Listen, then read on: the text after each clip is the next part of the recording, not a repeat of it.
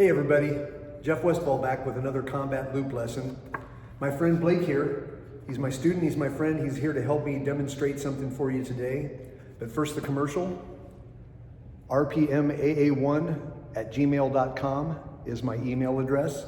As always, drop me a line if you want to purchase a loop or if you want to talk about combat loops. So I want to start going into the two-handed connection that you can make with your combat loop.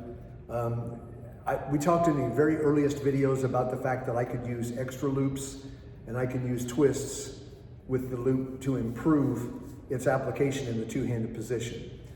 I want to show you though that I can have it in the two-handed position and it shouldn't get in my way doing non-combat loop techniques.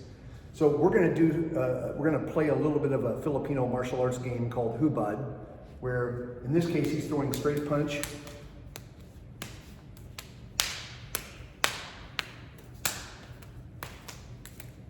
And I'm able to trap his arm in flow. So I want to show you how I did that. So you can see that when I parry this punch, I frequently bring this hand up afterwards. I don't have to do that, and I can parry first with this hand. Real quickly, we were doing 3 different kinds of Hubud, and we were flowing among them. They're interchangeable. 2-count Hubud is I parry, he parries.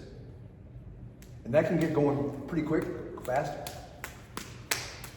So that's 2-count, and you can do a lot with that. 3-count is I parry first here, bat, you'll hear a 2-count pattern, even though it's called the 3-count. We also can do 4-count, where I parry, wipe, and check. And you'll hear 1, 2, 3, 1, 2, 3. But truly, he doesn't have to do what I'm doing. Keep going. He doesn't have to do what I'm doing. I can do 2-count, he can do 3-count. It always mixes if you do it right. It's a really good drill, and we do a lot of it here. I want to show you how I caught his arm. So I either need to do the 3-count or the 4-count to get to this position where my right arm is on the outside of his arm. In the 2-count, that doesn't happen. Right? There are definitely techniques I can do in the 2-count, but the one we're doing today is not one of them. So when I make it to this right on right position, I want to, and this happens fast as you may have seen when I did it earlier, I want to be on the outside and then start to press it down enough that it's easy to slip my elbow over. And now I'm in a position where his arm is connected to the center section. Now I don't stay here any length of time at all, but I want to break it down for you. This hand that came over circles under and goes behind the other loop. At the same time, I grip here and I take out slack. Now I used to do this part, let's get closer to the camera please. I used to do this part and really pull, and it gave my partners pain, and when I was younger I thought that was cool. You don't need to get, by the way, it also gave me pain. It was uncomfortable to me. I don't really need this to be super tight when I come around this. Now we'll move a little bit more away from the camera. All I need to do is point my hand up, take out the slack, and be ready if I feel pulling pressure from him, go ahead and pull, to just cut down and pull. And it's very hard for him to pull out of the position. I do need to be ready for him to like go nuts and go all tug of war and start to pull. And for later videos, that'll be our topic of what do we do when he pulls really hard. But for right now, he realizes he can't pull out of this easily or quickly. That does leave for him though, a free hand. So to finish up our technique today, we're gonna defend against that hand.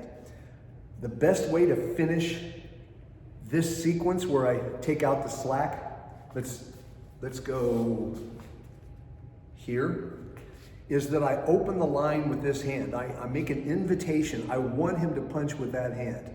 And when he does, I parry it across.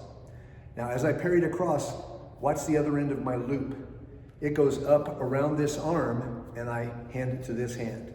And that actually happens pretty quick. Can you pull out of this? He's really strongly, and every time he wiggles a little bit, I feel the ability to take some more slack out of it. So it's a really good trap. Obviously, I could do a lot of things to him, but that's not our topic today. We can look at that later. But I wanted you to see how I make this initial trap. I press down, drop the loop over, circle. I got to go behind the rope and take out the slack. Be ready for him to pull. Always be ready. Be ready for him to punch so that you can parry it. Don't wrap the rope over the top. For this technique, wrap it under. Let's turn this way. Wrap the rope under and put it in your thumb and forefinger. Once you pull your hand out, you can take out slack, right? Could you pull your hand out of there? Each time I take out slack, it gets tighter and tighter, right? Of course I could strike, and there are other things I could do.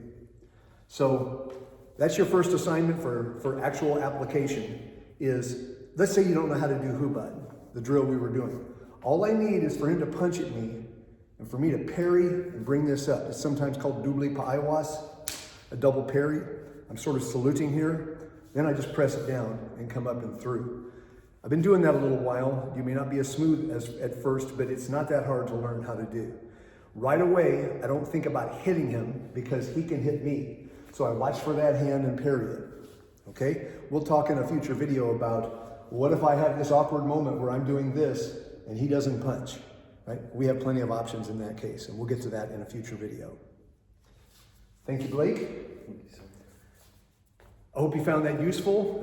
That's the end of today's lesson.